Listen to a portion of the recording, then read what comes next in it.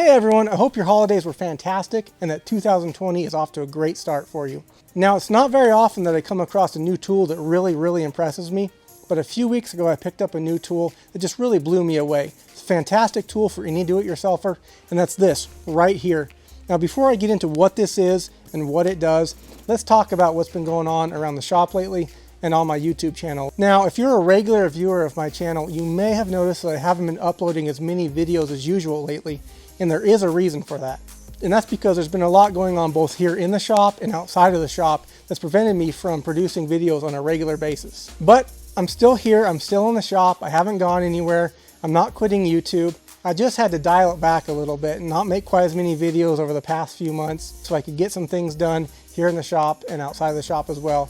Now, I have been busy over the past few months doing quite a few projects both here in the shop and outside of the shop, but I decided not to film those because they just wouldn't have been very interesting videos, or I just really needed to get them done. Now, those of you out there who ever made a video, whether it's a project video, a blog, or anything like that, you'll know that whatever you're doing takes 2 or 3 times as long when you're standing in front of a camera. There's a lot of setup time, you gotta move the camera around, there's editing, all that stuff, and it just makes the project take so much longer. And I just needed to get those projects done and get them out of the way so that I could start the year off fresh, some new project ideas and some new ideas for the channel. Now let's talk about a few of the more interesting things that I've done in the shop and some of the plans that I have for the shop and for the channel.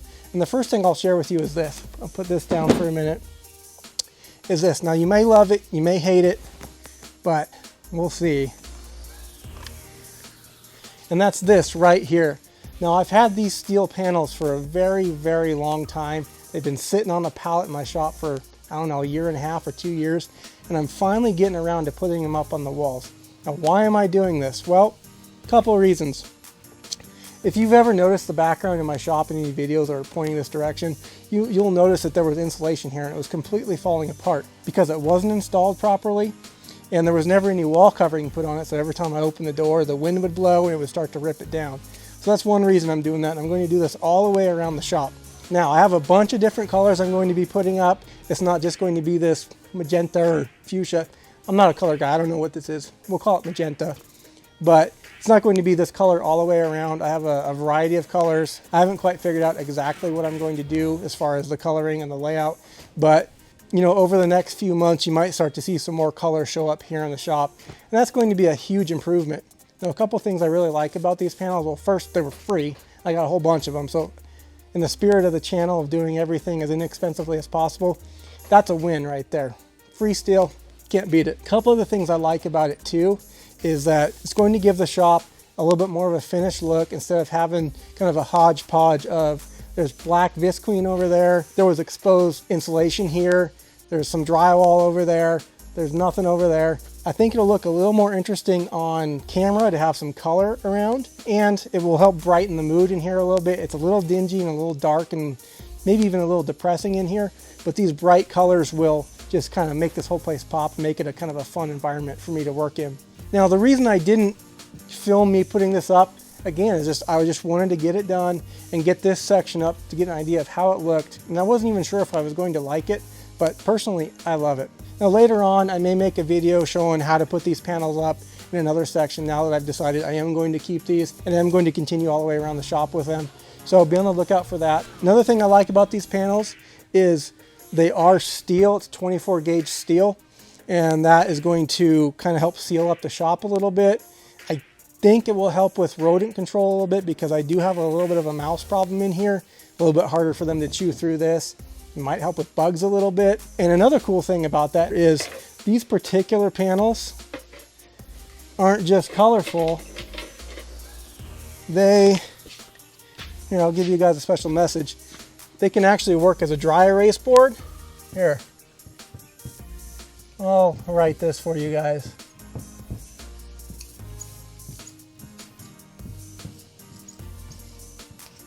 So that's kind of fun, especially for the kids. They can come in here and they can draw on the walls and I can just wipe it right off. So let me know what you think about these. Do you hate this idea? Do you like this idea? Do you like the color? Do you hate the color? Do you think I'm ridiculous for putting these up on the wall in the shop? Let me know. I personally love them, but I'd like to hear what you have to say about them. So leave a comment down below. Now, a couple of the things that I've done in the shop is I've made some upgrades to the electrical here in the shop. The electrical in the shop is very, very limited. This is a pretty big shop and there's only 6 electrical outlets in the shop. I'm working on getting more of them in here, replacing some outlets, adding some outlets. I'm probably going to be adding some circuits. I need to add a couple 240 volt circuits here in the shop for, well, I'll get into that in a minute too, but I am planning on doing some welding. And that's another good point about these panels here too, is because they are steel, they do offer a little bit of a fire protection for me for when I do some welding and grinding in here, that I'm not going to set anything on fire. So that's kind of another bonus for these panels as well. A couple other things I've done in the shop here too is I've done a lot of reorganizing, especially in this area that's kind of behind the camera here, and I'll show you that in a minute. But it was just a huge mess in here. When you have a shop, it almost always becomes just a dumping ground for all your junk. But I'm working very hard to kind of stop that trend, get rid of some stuff. And I've also given some things away. I've sold some items. I've got some more stuff to give away and sell. So if there's anything on this video that you're interested in, and I'll go over some of the things I'm still going to get rid of, just send me an email. If you're in the central Montana area, you can come by and pick it up. I'll either give it to you or give you a really good price on it. My email will be in the About section on my YouTube page there. But just get a hold of me, send me an email, and we'll go from there. And there's been a few kind of little disasters here in the shop, and those couple things have really taken a lot of time away from me, trying to figure out what's going on with them, trying to fix them. I'll tell you what's going on. So first of all, up there is a heater. Now, I don't like to keep it really warm in here, especially here in Montana. It's very cold in the winter, and that's why I'm wearing this jacket right now. It's freezing in here. I really just use that to keep it just above freezing in here. And very recently, that heater, the motor burnt out in it.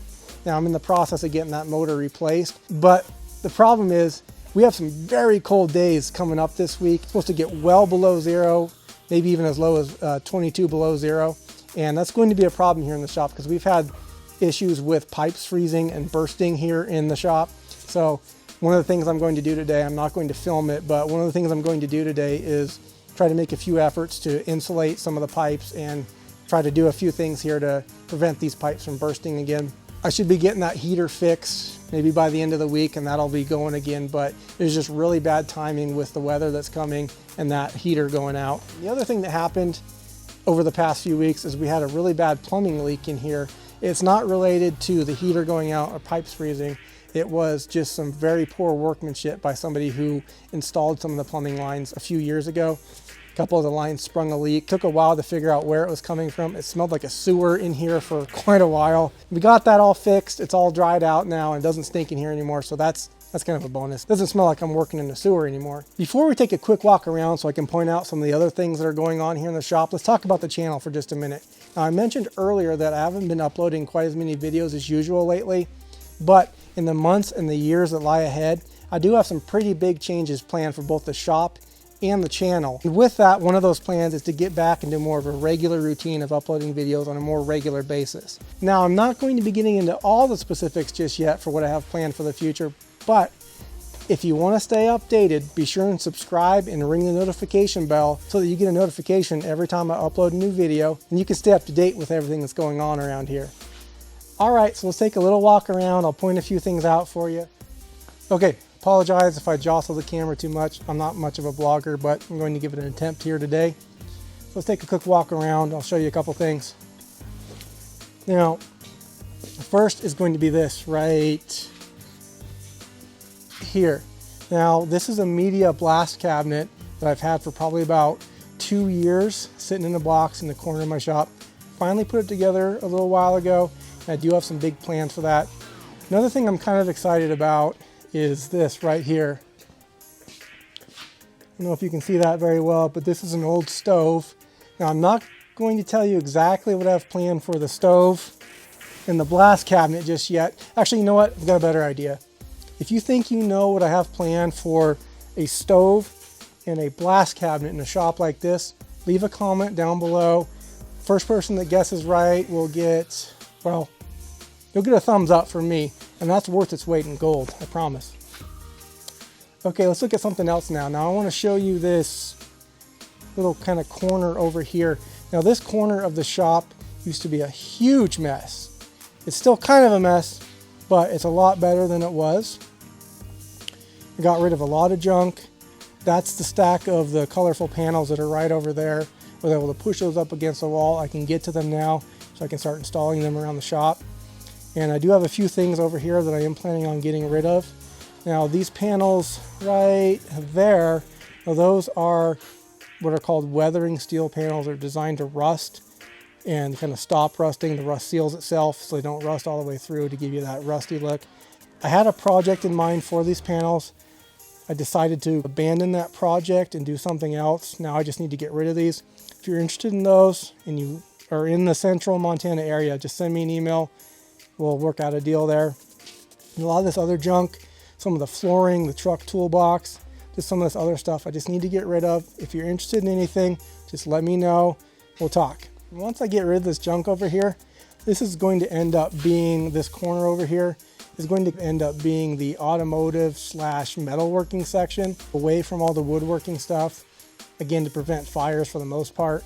But I moved all my metalworking tools, my welder, my chop saw, all that over there for the future plans of once I get rid of all this junk. And now that I've got this area cleaned up a lot better than it was, and once I get rid of the rest of this stuff, and this whole area will be opened up, I'm going to have so much more room for activities. It's going to be fantastic in here. Oh, here's another cool thing that's going to be a project coming up soon. Let me get this out of the way. Sorry, I'm really bad at this whole blogging thing, but whatever. Just bear with me. This cool old refrigerator right here. Now it does work. It's like 50 or 60 years old. I do have something very interesting planned for this, so just stay tuned on the channel for that. Go back over here. Let's go back over here in the colorful section. And that's all I'm going to show you for today. The rest of it I'm going to keep a secret. You'll just have to stay tuned if you want to find out everything else that's going on here in the shop. But before I go, let's take a look at this tool. I'm going to set the camera down again. Okay, so as promised, let's talk about this guy right here. Now, what this is attached to, you've probably seen this before. These are a pretty handy tool to have around any shop or home. They're what's called a multi-tool or an oscillating tool. You can put different head attachments on it to do different jobs. But the attachment that I have on it today is what I want to talk about. Now, this is the Ridgid JobMax Shear Head cutter tool. And don't worry, I'm not getting paid to say this. Ridgid is not a sponsor, so this is actually my honest opinion about this tool. And basically what this is what's known as a nibbler. So what it does, and I'll bring it in close to the camera here, is it has these two little cutter heads here. And when you pull the trigger, they oscillate in really quickly like that. And it cuts right through relatively light gauge steel. I believe it said it would cut up to 18 gauge or maybe 20. I don't remember. This stuff I'm using here is 24 gauge. It cut it like butter. And it was only $50, I think, at Home Depot. You might even be able to find it on sale. But if you're planning on doing any sheet metal work, this thing is fantastic, especially if you already have one of these oscillating multi-tools. Now, I do believe that this cutter head will fit on other brand oscillating tools. I don't know if it fits on all of them or not. I did a little bit of research on the Home Depot website. It looks like it will at least fit on the Ryobi brand. Maybe it fits on DeWalt. I have no idea. You'd have to look into that yourself if you don't have a Ridgid or a Ryobi brand multi-tool. But if you are planning on doing any sheet metal work around your home, around your shop, I highly recommend picking one of these up. Now, obviously a tool like this is not the only way to cut sheet metal. You can use a jigsaw with a metal cutting blade, or you can buy a metal cutting blade for your circular saw. Those work fine, they do the job, but there are two problems when cutting sheet metal using those methods. The first is the noise. If you've ever cut sheet metal with a saw before, it is incredibly loud. It's ear-piercingly loud. You have to wear hearing protection and nobody can be around you because it'll make them go deaf. And the other problem is when you're cutting sheet metal with a blade like that, is little tiny bits of metal go everywhere. You gotta be careful, you have to wear eye protection. And even if you're wearing eye protection, sometimes it can kind of bounce up off your cheek and still get you in the eye. So there's a little bit of danger involved using a blade like that to cut sheet metal. A nibbler like this doesn't have those problems. It's almost silent when you're cutting and it doesn't shoot little pieces of metal everywhere. But enough talking about it. Let's see this thing in action.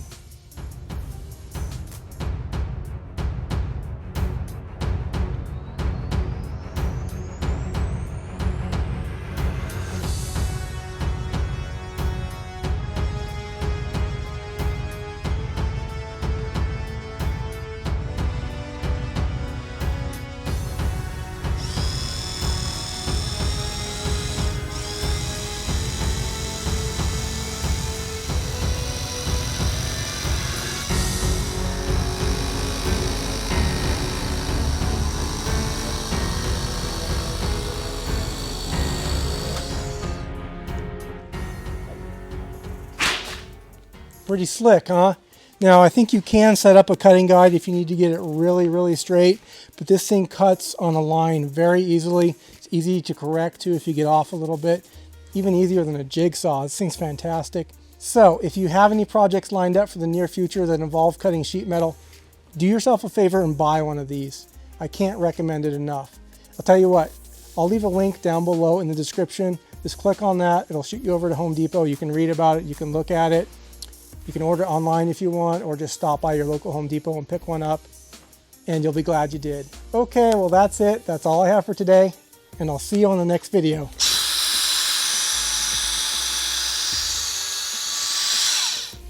Okay, well that's it. That's all I had for today, and I'll see you on the next video.